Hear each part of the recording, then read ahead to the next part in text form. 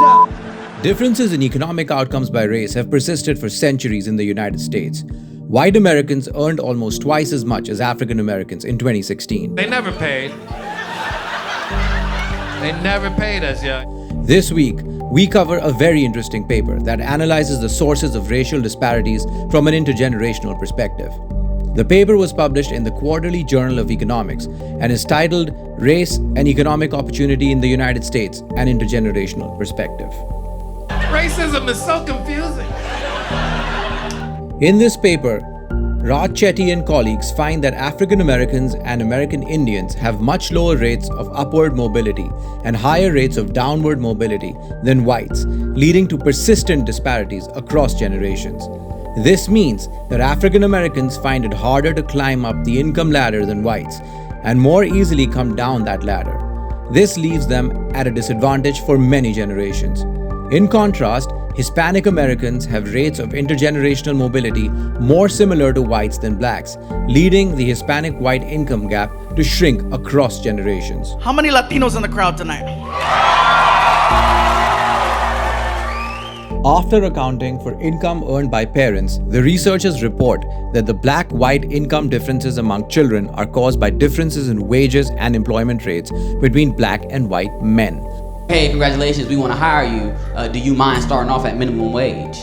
Moreover, differences in parents' marital status, education, and wealth do not explain much of the black-white income gap.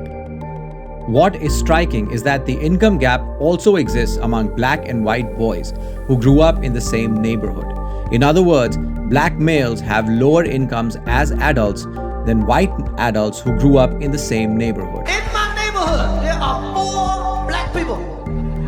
Hundreds of houses, 4 black people. This was true for about 99% of neighborhoods, presenting a very troubling picture. The few areas with small black-white income gaps were those where poverty was low and also racial bias amongst whites was low, and where black children had fathers who took care of them. In fact, black boys who moved to such neighborhoods earlier in childhood have far better outcomes.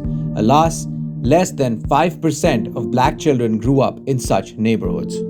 The results of the paper were based on data that followed individuals and their families over time from 1989 to 2015. These families were from many different parts of the United States. The data were obtained from the US Census and federal income tax returns. The authors used regression models to analyze changes in income mobility over time. If you're just joining us, black people got their reparations checks today. These findings suggest that reducing the black-white income gap will require efforts whose impacts cross neighborhood and class lines and increase mobility upward with a focus on black men.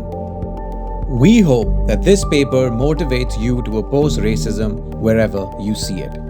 If you like our content, press the like button and subscribe to our channel so we can bring you the science, the whole science, and nothing but the science.